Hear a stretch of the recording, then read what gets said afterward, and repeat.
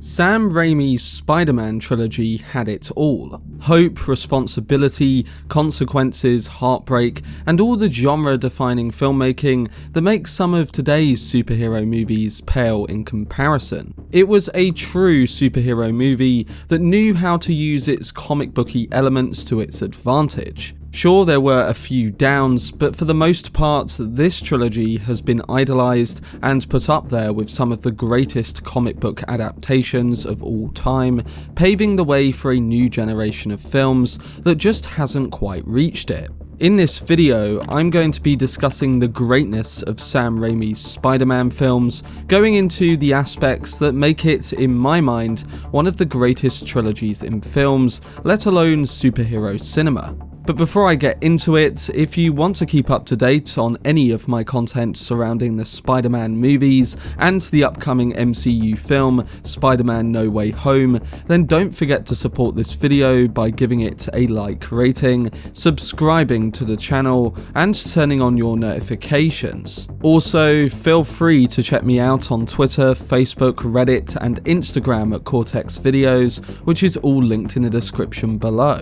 But without further ado, let's dive into the greatness of the Spider-Man trilogy.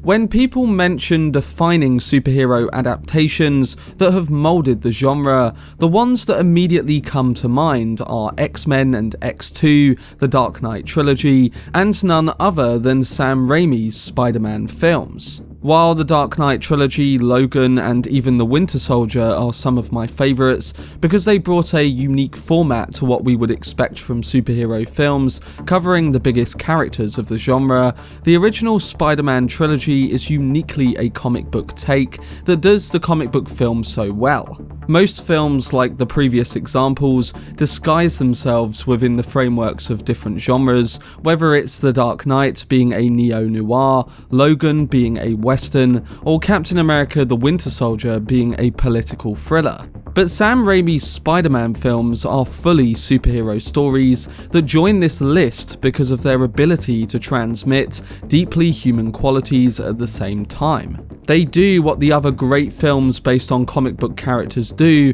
but keep a film's stance within the superhero genre. And that is something quite unique. Today we see a plethora of through and through superhero films, but many of them don't possess the ability to truly challenge characters to their core, or make us relate to them on a human level. Yes, they do include these qualities in parts, but not to the extent that Sam Raimi's films did, and it did so with a clear focus on the real. They infuse the superhero with a sense of human, giving us stories about real people, all while using the comic book and fantastical elements as a tool to elevate them even more so. They feel honest yet bright through the canvas of these classic characters. What was groundbreaking about Spider-Man was that in a time where most young superhero fans dreamed of being a superhero and being idolised by millions, these films weren't the escapism that many stories were, because Peter Parker is rarely victorious. Yet Spider-Man's fight and responsibility was the hope that a child needed and the aspiration towards his character.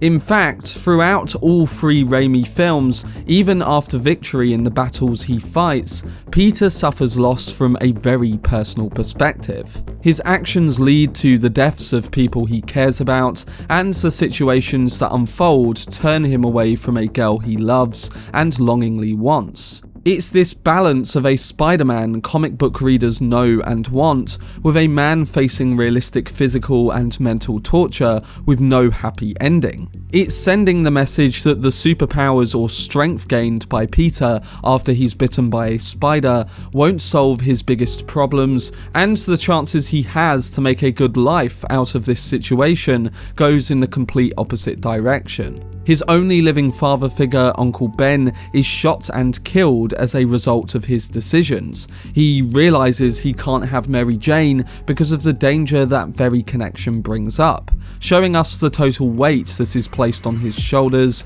with these new abilities. Sam Raimi could have barely touched upon this, but he chose to make it the boundary of Peter's character so that we could really relate to him on a human level, all while maintaining the intense action set pieces and fun that you'd expect with the character of Spider-Man. The director knew how to approach this character, and while the third entry may come off a bit goofier than the previous two and struggle with an overpacked use of plot lines and characters, the messages are still there, and I think this is why the whole trilogy has stayed fresh in the minds of fans for so long. At the end of the first Spider-Man movie, when Peter says his abilities are his gift and also his curse, leading through to the funeral of Harry and his continued struggle with keeping Mary Jane at the end of the third film, this grief is only repeated throughout all of them. And while the character has a responsibility and in his early tenure seemed joyous with the idea of being a superhero,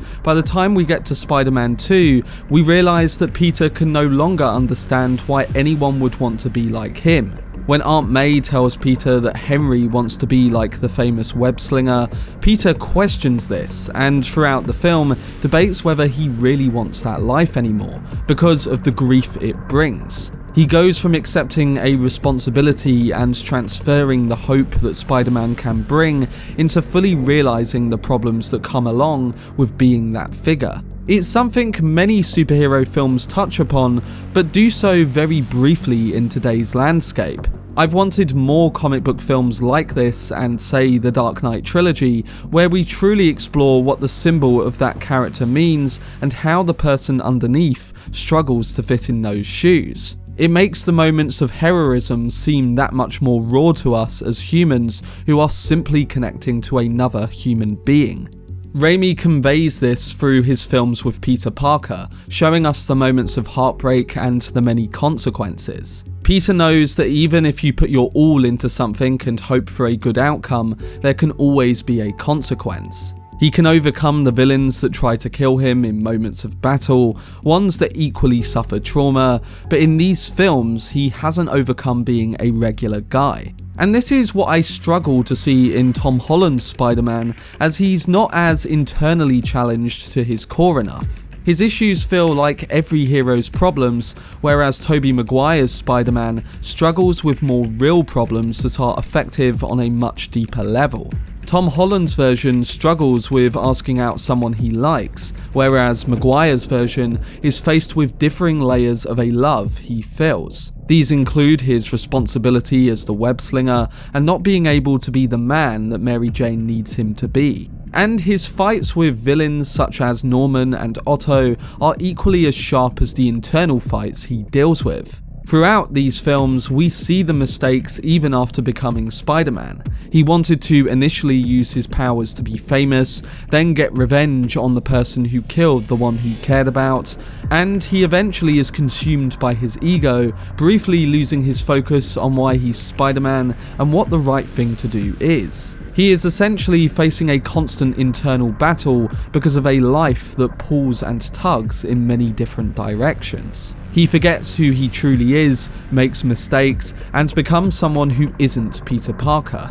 Yes, Billy Maguire has become a meme and it could have been approached better in parts of Spider-Man 3, but for the most part, the approach is continuous and ever developing. What Sam Raimi's trilogy does is tell us that it's okay to have problems and fight ourselves over them. It's the process of becoming a better person through hard choices, and a warning to not become lost within that.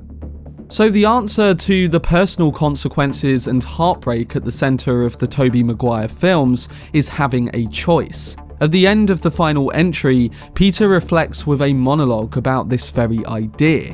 Whenever battle or fight comes our way, we always have a choice. They are what make us the people we are, and we always have the choice to do what's right. There's no getting out of the way of the problems that come at us, as there will always be another fight that arises, and lessons to overcome from it. Having forgiveness, being able to give up the things you love, and accepting the responsibility on your shoulders. It's real-world problems that connect us to these films, and this whole trilogy is about a person who, just like all of us, has to deal with everlasting pains. Spider-Man isn't just someone who saves the day and defeats villains, and in Sam Raimi's films, we get stories that aren't just ones with escapism, they are stories that reflect life. Spider-Man is truly about wanting to be better rather than already being the best. This is where half the greatness lies, and it's part of the reason why these films are constantly re-explored.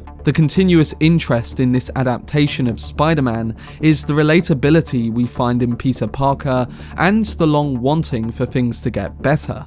But the other half comes in the very authentic and groundbreaking take that Raimi achieved through the filmmaking. Yes, it's fun, snappy and very comic booky, but what we get with Sam Raimi's Spider-Man Trilogy are all of the very human themes discussed before brought to the screen in a mostly realistic way too. The director used a great mixture of practical props alongside visual effects, which don't pull us out of the movie with scenes that clearly look like they have been shot on a green screen. Even when Spider-Man is chasing Doc Ock on the side of buildings, trying to save his precious aunt, the visuals are clean and have textures to them that make the supernatural action feel grounded in the destruction that occurs. This is because there are real shots without CGI tentacles mixed into the frame. It blends the real and the artificial together with extreme care, and to think this was done almost 20 years ago just speaks to why superhero movies need to put more effort into the way they blend this or pull off visual effects in general. I can go on and on about how many of the greatest comic book movies do this right and don't indulge in expecting the character to carry the bad visuals across the line. Because in years to come, they won't hold up if they don't hold up now. Sam Raimi and his team, on the other hand, filmed something that would hold up and make the audience fully immersed in the filming of tense action fights, just as much as they are with the character of Peter Parker and his emotional struggles. It's about putting effort into bringing a character to life while challenging them to their core and crafting a story that is worth telling in a theatrical way. The Sam Raimi Spider-Man films did this successfully and, in my opinion, excel greatness on a level that not many other comic book movies or trilogies have done.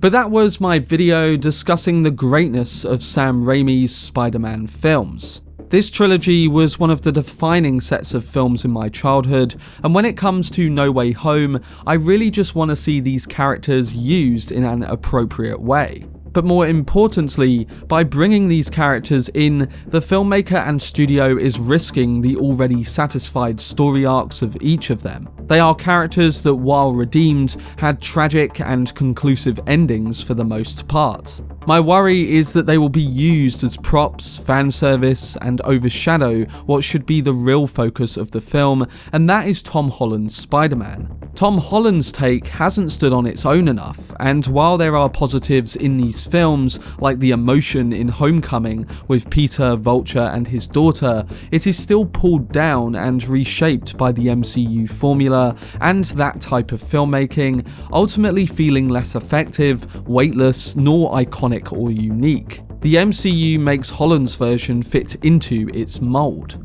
Even the Andrew Garfield ones had personal moments explored deeper, like with Maguire's. We just haven't experienced a true personal moment with Holland's version as of yet. I hope I'm wrong come No Way Home, but when looking back at the Sam Raimi trilogy, you have a clear example of how to approach the character of Spider-Man and the villains within that world from a conclusive and emotional context. It showed us how to make a set of superhero films, ones that inspire, yet challenge by connecting us to the key things that we all go through in the real world. But like with the ending of each of these films, there's always that message of hope and responsibility that drives us towards the next issue. It really is a great set of superhero films that will go down with the Dark Knight trilogy and the X-Men films as some of the defining ones of all time.